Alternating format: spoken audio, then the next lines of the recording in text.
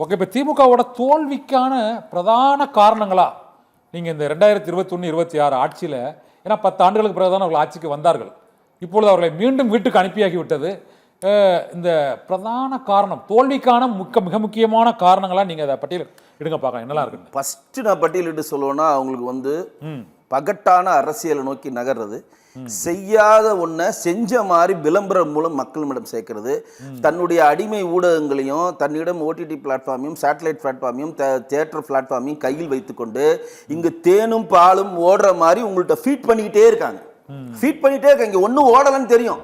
நான் ஒவ்வொரு காணொலி இங்கேயே கூட சொல்லியிருக்கேன், எந்த ஒரு குடிமகனோ கரண்ட் பில் கட்டுறப்ப திமுக திட்டாம கட்டவே மாட்டான்.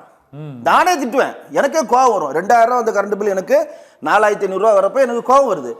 100 ரூபா கட்டின என்னுடைய வீட்டு வரிதே நான் 300 ரூபா கட்டுறப்ப எனக்கு கோவம் வருது.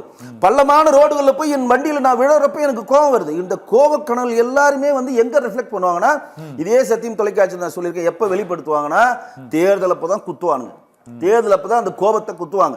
நான் அதை தரேன் இதை பண்ணணும், தேன் ஓடுது பால் ஓடுதுன்னு சொல்லி படமா ஓட்டுறீங்க தவிர ஆள் மனதில் மக்களில் போய் வென்றெடுக்க முடியாது அப்படின்றது இந்த திமுக தோல்வி கட்டி கொடுக்கல ஒரு பாடம். ஏற்கனவே சொல்லியிருக்கோம், திமுக தமிழ்நாட்டில் 2வது முறை ஆட்சிக்கு வரவே முடியாதுன்னு அதுவும் ப்ரூவ் ஆயிருக்கு. இது மின்கட்டண உயர்வு ஒரு காரணம். மின்கட்டண உயர்வு இல்லைங்க, நீங்க எல்லா விஷயம் பண்ண மாதிரியே ஒரு கட்டணம் ஏற்படுத்துறீங்க, ஆனா எதுவுமே பண்ணல.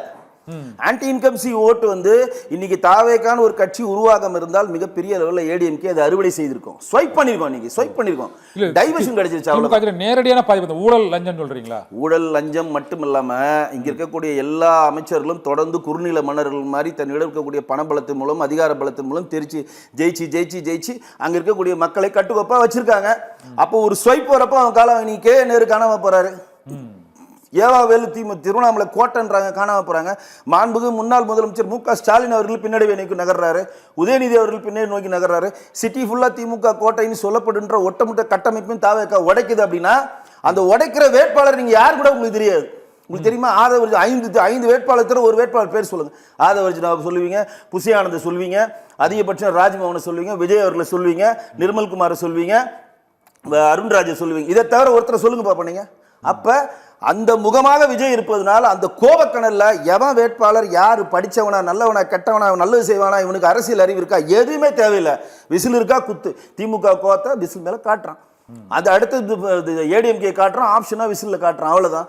இந்த ஆப்ஷன் மட்டும் இல்லாமல் இருந்தால் இன்றைக்கு இப்ப கூட சொல்றேன், இந்த 100 நாள் கம்மியாகும். அவங்க 80 90 95 நிப்பாங்க.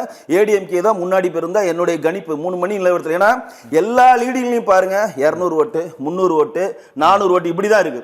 இந்த வாட்டி ஜெயிக்கிறவங்க எல்லாருமே 1000 ஓட்டுக்குள்ள தான் பாதி இதில் ஜெயிப்பாங்க. அப்படிதான் இப்ப இருக்கக்கூடிய வர செய்திகள் எல்லாமே சொல்லப்படுகிறது.